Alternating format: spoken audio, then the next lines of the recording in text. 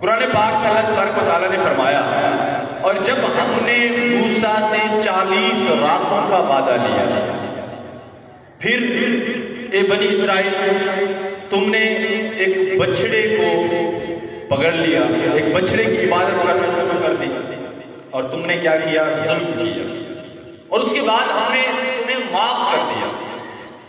پھر اللہ تبارک و تعالیٰ نے بنی اسرائیل کو کیا فرمایا؟ ہم نے تمہیں پھر معاف کر دیا۔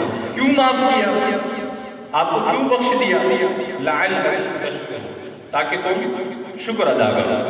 یہ جو قرآن پاک میں کچھ آیتیں بیان ہوئی ہیں، اس کا پس منظر آپ کو بیان کرتا ہوں میں۔ واقعہ یہ ہوا کہ اللہ تبارک و تعالیٰ نے حضرت موسیٰ علیہ السلام سے فرمایا کہ موسیٰ آپ کوہ طور پر آئیے، ہم آپ کو ایک کتاب دیں گے۔ کوہ طور پر آئیں، ہم آپ کو کیا دیں گے؟ کتاب دیں گے۔ حضرت موسیٰ علیہ السلام کوہ طور پر گئے تو اللہ تبارک و تعالیٰ نے فرمایا کہ 40 دن اپنا 30 دن اعتکاف کرو، روزے رکھو، عبادات کرو، اس کے بعد آپ کو کتاب۔ حضرت موسیٰ علیہ السلام نے کوہ طور پر 30 دن اعتکاف کیا۔ کوہ طور پہاڑ ہے، وہاں پہ 30 دن اعتکاف کیا اور 30 دن روزے رکھے۔ جب 30 دن مکمل ہو گئے، اب اللہ تبارک و تعالیٰ سے ہم کلام کا جب شرف ملنا تھا، آپ کو پتہ ہے کہ حضرت موسیٰ علیہ السلام ڈائریکٹلی اللہ تبارک و تعالیٰ سے کلام کیا کرتے تھے، ڈائریکٹلی اللہ سے بات کیا کرتے تھے۔ تبھی تو کہتے ہیں حضرت موسیٰ کلیم اللہ۔ کلیم اللہ کا معنی ہے کہ اللہ سے کلام کرنے والے، اللہ سے بات کرنے والے۔ جب آپ نے 30 دن تک روزے رکھے، 30 دن تک اعتکاف کیا کوہ طور پر، اور آپ کو جب اللہ سے کلام کرنے کا موقع آیا تو حضرت موسیٰ علیہ السلام نے کیا کیا؟ مسواک کیا۔ اللہ سے بات کرنی ہے تو مسواک کیا، منہ صاف کیا، اور ایک اچھے انداز میں جب اللہ تبارک و تعالیٰ کی بارگاہ میں پیش ہوئے تو اللہ تبارک و تعالیٰ نے حضرت موسیٰ علیہ السلام کو فرمایا کہ اے موسیٰ، جب تو نے روزے رکھے تھے نا 30 دن کے، جو روزوں کی حالت کی وجہ سے جو منہ میں ایک خاص قسم کی مہک پیدا ہوتی ہے، خاص قسم کی ایک خوشبو پیدا ہوتی ہے، تو اللہ تبارک و تعالیٰ نے فرمایا کہ اے موسیٰ، مجھے تمہاری وہ جو مہک تھی، وہ جو خوشبو تھی روزوں کی وجہ سے منہ میں، وہ مجھے مشک سے زیادہ پسند ہے۔ پتہ چلا کہ جو روزوں کی وجہ سے، بھوک کی وجہ سے منہ میں تھوڑی سی ایک مہک پیدا ہو جاتی ہے، بھوک کی وجہ سے، معدے سے، وہ مہک بھی اللہ تبارک و تعالیٰ کو بہت پسند ہے۔ اللہ تبارک و تعالیٰ نے فرمایا کہ نہیں، اب 10 دن اور روزے رکھو، 10 دن اور آپ عبادت کرو، پھر دوبارہ ہم کلام، دوبارہ آپ کو کتاب دیں گے۔ پہلے 30 دن روزے رکھے تھے حضرت موسیٰ علیہ السلام نے، پھر دوبارہ 30 دن کے روزے، اپنا 10 دن کے روزے رکھے۔ پہلے 30 دن کے رکھے تھے، اب 10 دن مزید روزے رکھے۔ روزے رکھنے کے بعد اب مسواک نہیں کیا، کیونکہ جب مسواک کیا تھا تو مسواک کرتے وقت جو خوشبو تھی وہ تو ختم ہو چکی تھی پہلے، تبھی تو اللہ تعالیٰ نے کہا تھا کہ دوبارہ روزے رکھو۔ اب حضرت موسیٰ علیہ السلام نے مسواک نہیں کیا، 10 دن روزے رکھے۔ اب 10 دن روزے رکھنے کے بعد جب اللہ تعالیٰ سے ہم کلام ہوئے، اللہ تبارک و تعالیٰ نے آپ کو کتاب بھی دی اور یہ بھی بیان کر دیا کہ آپ جب 40 دن کوہ طور پر تھے تو آپ کی قوم بنی اسرائیل نے پیچھے کیا کیا؟ بنی اسرائیل نے پیچھے کیا کیا؟ کیا کیا بنی اسرائیل نے؟ بنی اسرائیل میں ایک شخص تھا، سامری، منافق تھا، اس نے بنی اسرائیل کو بہکانا شروع کر دیا۔ انہیں کہا کہ حضرت موسیٰ جو کوہ طور پر گئے ہیں اللہ سے کلام کرنے، اللہ تو یہاں ہے۔ اس نے معاذ اللہ ایک سونے اور چاندی کا ایک بچڑا بولتے ہیں، گائے کا بچہ نہیں، چھوٹا، وہ اس طرح کا، اتنا گائے کے بچے جتنا چھوٹا ایک بچڑا بنایا سونے اور چاندی کا، اور اس میں کوئی چیز ایسی ڈال دی جس سے وہ بچڑا بولنے لگ گیا۔ سونے چاندی کا بچڑا، اس میں کوئی ایسی سامری نے چیز ڈال دی وہ بولنے لگ گیا، اور لوگوں کو کہا، بنی اسرائیل کو، موسیٰ علیہ السلام وہی طور پر ہے، وہ اپنی کتاب لینے گئے، پیچھے سامری نے بہکانا شروع کر دیا اور کہا کہ تم جو کہتے ہو کہ موسیٰ علیہ السلام وہی طور پر اللہ سے ملنے گئے ہیں، اللہ سے کلام کرنے گئے ہیں، اللہ سے کتاب لینے گئے ہیں، معاذ اللہ اس نے کہا کہ اللہ کو یہ بچڑا تھا، معاذ اللہ کہا کہ اللہ کو یہ بچڑا ہے، اس بچڑے کی پوجا کرو، اس کی عبادت کرو۔ بنی اسرائیل اس کی بات میں آ گئے اور انہوں نے اس سامری کی بات مان لی اور معاذ اللہ اس بچڑے کی عبادت کرنے لگ گئے، اس کی پوجا کرنے لگ گئے۔ اللہ تبارک و تعالیٰ نے موسیٰ علیہ السلام کو 40ویں دن یہ بات بیان کر دی کہ آپ کی قوم نے اس طرح کیا، آپ یہاں پہ تھے، پیچھے قوم نے ایک بچڑا بنا دیا ہے اور وہ مشرک شرک کرنے لگ گئے اور اس بچڑے کی عبادت کرنے لگ گئے۔ موسیٰ علیہ السلام جلال میں آئے، واپس غصے میں، جلال میں۔ حضرت موسیٰ علیہ السلام کا جلال، غصہ بہت مشہور ہے۔ حضرت موسیٰ علیہ السلام نے ایک قبطی کو مکہ مارا، ایک ہی مکے میں قبطی مر گیا تھا، اتنا غصہ، اتنا جلال حضرت موسیٰ علیہ السلام کا تھا۔ حضرت موسیٰ علیہ السلام جلال میں آ گئے، غصے میں آ گئے، واپس آئے، اس جو بچڑا تھا اس بچڑے کو توڑ پھوڑ کر دیا، اس بچڑے کے ٹکڑے ٹکڑے کر دیے اور اپنی قوم کو سمجھایا کہ تم اس کی عبادت کرنے لگ گئے تھے، اس کی پوجا کرنے لگ گئے تھے، یہ تو ایک چاندی کا بنا ہوا ہے، سونے کا بنا ہوا ہے، آپ لوگوں کے سامنے اس بندے نے بنایا ہے۔ تو ایک چیز جس کو انسان بنائے اور وہی چیز خدا کیسے ہو سکتی ہے؟ نہیں ہو سکتی نا۔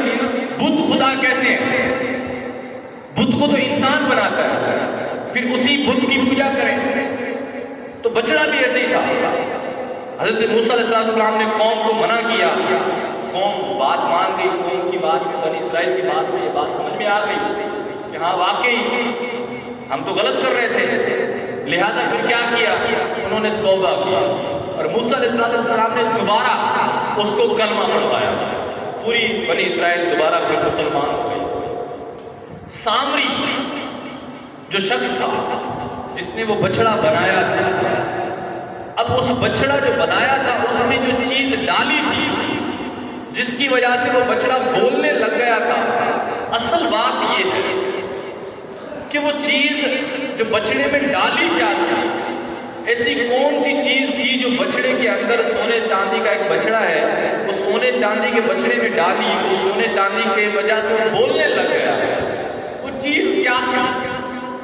حضرت موسیٰ علیہ السلام نے اس سامری سے پوچھا کہ بتاؤ تم نے وہ کون سی چیز بچڑے میں ڈالی تھی جس کی وجہ سے سونے کا بنا، چاندی کا بنا بچڑا بولنے لگ گیا؟ اس کی بات بھی اللہ تبارک و تعالیٰ نے قرآن میں ارشاد فرمائی ہے۔ وہ سامری کہنے لگا، آیت ہے کہ وہ کہنے لگا کہ بصرت بما لم یبصروا به فقبضت قبضة من اثر الرسول فنبذتها۔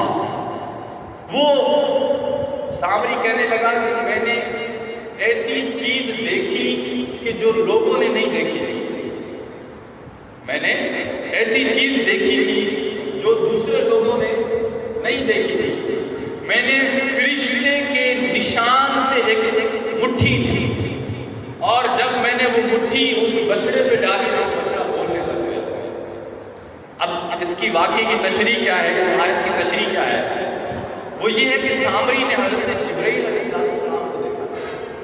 سامری جو منافق تھا جس نے بچڑا بنایا تھا، اس نے دیکھا تھا حضرت جبرائیل علیہ السلام، حضرت جبرائیل علیہ السلام کو دیکھا۔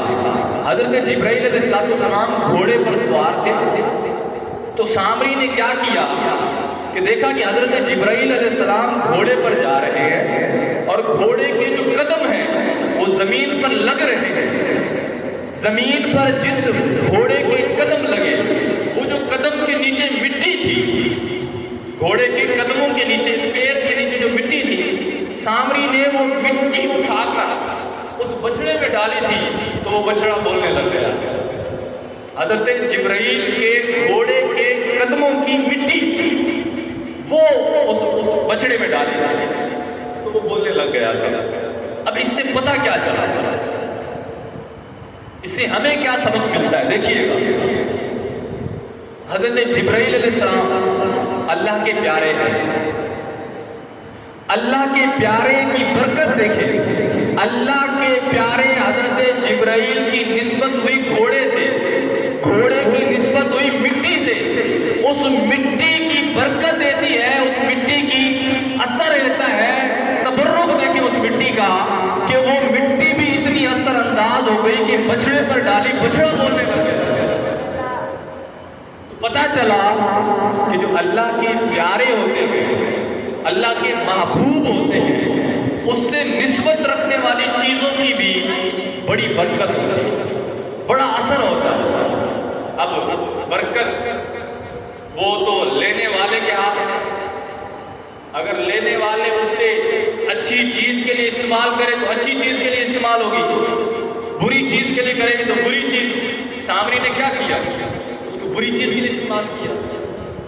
اس تبرک کو، گھوڑے کے پاؤں کے نیچے کے تبرک کو کیا کیا؟ اس نے بچڑے میں ڈالا، بچڑا بولنے لگ گیا، پھر اس نے شرک کرنا شروع کر دیا۔ لیکن اگر کوئی شخص دینی کام میں، اچھے کام میں وہ تبرک استعمال کرے تو یقیناً اللہ کے پیاروں کی تبرک جو ہوتا ہے، اللہ کے پیاروں کی جو برکت ہوتی ہے، وہ بڑی بابرکت ہوتی ہے۔ اب حضرت جبرائیل کون ہے؟ حضرت جبرائیل کے گھوڑے کے قدموں کی مٹی کی برکت دیکھیں۔ حضرت جبرائیل کون ہے؟ سوچنے والی بات ہے۔ حضرت جبرائیل ہیں تمام فرشتوں کے سردار، تمام فرشتوں کے سردار، اور ہمارے نبی کے غلام۔ جبرائیل علیہ السلام ہمارے نبی کے غلام۔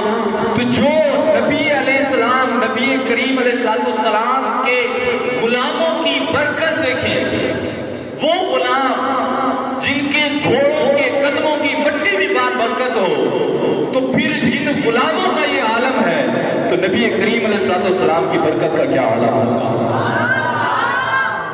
تو جہاں پہ نبی کریم علیہ السلام نے مدینہ شریف میں اپنے قدم رکھے، ان قدم کے مٹی کا عالم کیا ہوگا؟ جبرائیل علیہ السلام جن کے گھوڑے کی مٹی کی برکت یہ ہے، جو کہ جبرائیل نبی کریم علیہ السلام کے غلام ہیں، نبی کریم علیہ السلام کے خادم ہیں۔ کوئی کہتا ہے کہ اپنا ایک شاعر ہے کہ چاہیں تو اشاروں سے اپنے کایا ہی پلٹ دیں دنیا کی۔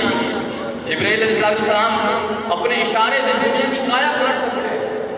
طائف میں جب نبی کریم علیہ السلام پر کافروں نے ظلم کیا تھا، جب آپ علیہ السلام پر کافروں نے پتھر مارے تھے، آپ علیہ السلام کی جوتی مبارک بھی خون سے بھر گئی تھی، حضرت جبرائیل علیہ السلام نے کیا فرمایا کہ یا رسول اللہ، میں ایک فرشتے کو لایا ہوں جو پہاڑوں کا فرشتہ ہے، آپ حکم دیں یہ پورے پہاڑ اٹھا کر اس طائف والوں پر الٹ دے گا، پورے پہاڑ اٹھا کر ان طائف والوں پر الٹ دے گا، آپ حکم فرمائیں۔ نبی کریم علیہ السلام نے فرمایا کہ نہیں، اگر یہ بندے ابھی مجھ پر ایمان نہیں لا رہے، لیکن مجھے امید ہے کہ ان لوگوں کی نسلوں سے ایسے بندے آئیں گے جو اللہ کی وحدانیت کو بیان کریں گے۔ بات صرف اتنی ہے کہ جو غلام ہیں چاہے تو اشاروں سے کایا ہی پلٹ دیں دنیا کی کایا پلٹ دیں۔ یہ شان ہے ان کے غلاموں کی، سرکار کا عالم کیا ہوگا؟ سب سے آخری نبی، سب سے آخری نبی، سب سے آخری نبی۔ تو نبی کریم علیہ السلام نے جس زمین پہ اپنے قدم رکھے، مدینہ منورہ، جس کو پہلے یثرب کہا جاتا تھا، شاید سب کو معلوم ہو، مدینے کو پہلے یثرب کہتے تھے۔ یثرب کی معنی بیماریوں کا شہر، وہاں پہ بیماریاں تھی۔ جب نبی کریم علیہ السلام مدینہ شریف میں آئے تو اس کا نام یثرب ختم ہو گیا، پھر مدینہ المنورہ شہر اس کا نام پڑ گیا۔ جس مٹی میں بیماری تھی وہ مٹی بھی بیماریوں کے لیے شفا بن گئی۔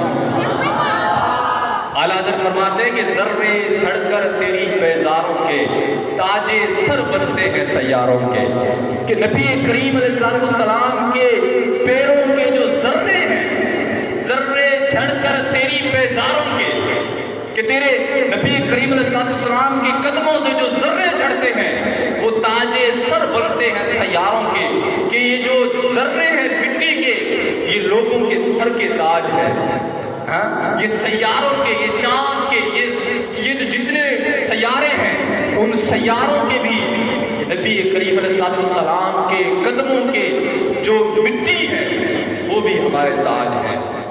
تو یہ نبی کریم علیہ السلام کی آمد ہے، نبی کریم علیہ السلام کی برکات، تبرکات، ان کی جتنی ہی بندہ تعریف کرے کم ہے۔ نبی کریم علیہ السلام کی مٹی آج بھی عاشقان رسول جب مدینہ منورہ جاتے ہیں، اللہ تعالیٰ ہمیں بھی نصیب بولے سب آمین، اللہ تعالیٰ ہمیں بھی اسی سال مدینہ منورہ کی حاضری نصیب فرمائے۔ عاشقان رسول جب مدینہ شریف جاتے ہیں نا تو عشق کا انداز دیکھیں۔ ہم نے تو اپنے پیر و مرشد کو دیکھا، امیر اہل سنت مولانا الیاس سرکار قادری اور کئی ایسے عاشقان رسول ہیں، جب مدینہ شریف میں جاتے ہیں تو مٹی مدینہ شریف کی آنکھوں میں سرمے کے طور پر استعمال کرتے ہیں، سرمے کے طور پر آنکھوں میں استعمال کرتے ہیں۔ وہ مٹی، لوگ بولیں گے بھئی آپ کوئی مثال کر بولے کہ آپ مٹی کو اتنا کیوں تبرک کہتے ہو، اتنا مٹی میں کیا چیز ہے؟ اس کو پھر یہی کہا جائے کہ بھئی جس قرآن پاک میں ہے کہ سامری نے کیا کیا، حضرت جبرائیل کے گھوڑے کے قدموں کی مٹی اٹھا کر بچڑے میں ڈالے تو بچڑا بولنے لگ گیا۔ تو جبرائیل جو نبی کریم علیہ السلام کے خادم ہیں، ان کے خادم کے گھوڑے کی مٹی کا یہ عالم ہے، تو خادم کا عالم دیکھو اور پھر سرکار کا عالم۔ تو سرکار علیہ السلام کے قدموں کی مٹی، اس کی برکات تو الگ ہے، ان کے تبرکات تو الگ ہی ہے۔ سبحان اللہ۔